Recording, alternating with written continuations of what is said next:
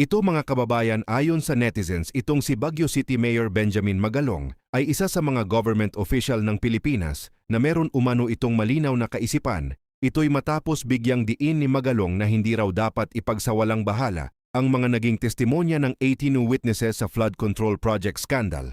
Aniya ang dapat daw ay bigyan ng proteksyon ang witnesses. Binigyang diin rin ni Magalong na dapat daw magpakita ang pamahalaan ng interes sa nangyayaring investigasyon. Bukod dyan, tila hindi rin nagustuhan ni Mayor Magalong ang tawag sa 18 ex-Marines. Panoorin. Mabanggit na, iniiwasan ko sana mabanggit na Marines sila kasi hindi naman sila lahat Marines eh.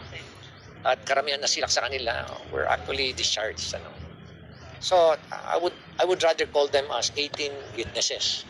Ayaw ko rin i-undermine o kaya insultuhin na tatawagin ko silang 18 maleta boys o kaya 18 cargadores. Mali naman yun. Dapat protektahan sila. Diba? Kasi whistleblowers sila eh. Dapat bigyan natin sila ng protection. Hindi yung parang pabayaan bahala kayo.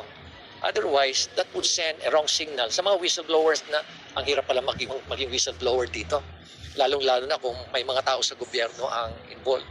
Ikaw pa ang mapapasama. Ikaw pa ang sisiraan. Kaya tuloy, madi-discourage yung ibang mga whistleblowers. Diba?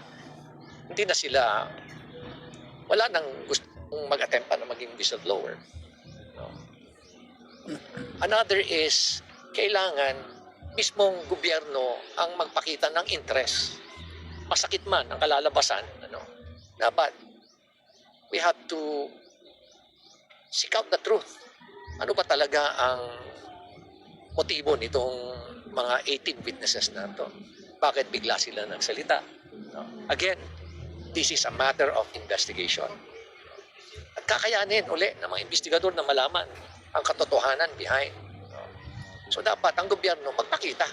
Ang hirap-hirap nga maghanap ng ebidensya, magte-testify laban dito sa nangyaring anomalya tungkol sa flood control at iba pa. Samantala, kung tawagin nga po sila ng ibang senators ay mga kargador at mga sinungaling daw, kaya halatang halata mga kababayan na ayaw pagsalitain itong 18 witnesses o 18 ex-Marines. Samantala, Senador Loren Legarda mga kababayan, binigyang diin ang nakasaad na rules ng Senado para sa Pangulo ng Senado at pro tempore, kasama dyan ang Sergeant at Arms. Saad sa konstitusyon.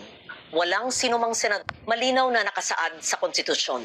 Walang sinumang senador ang maaaring lehitimong tumayo bilang Pangulo ng Senado batay lamang sa 12 boto.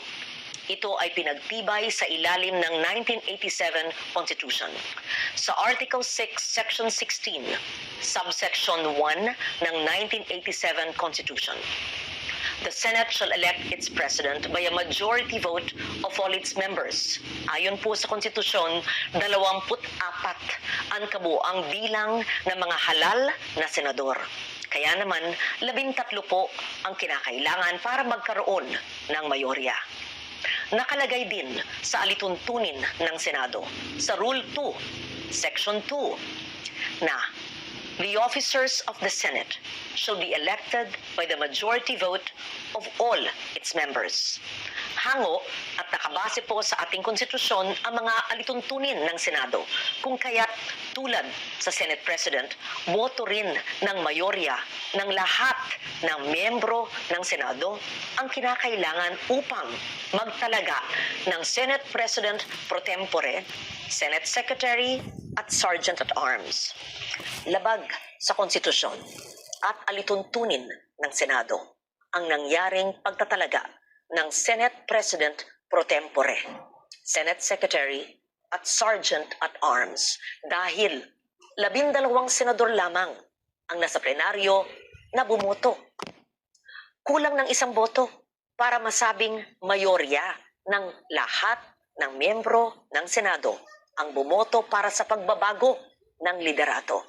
Ang konstitusyon ang gabay ng ating demokrasya. Ito ang dapat nating ipaglaban para sa Senado, para sa ating mga institusyon, at higit sa lahat, para sa bawat Pilipino.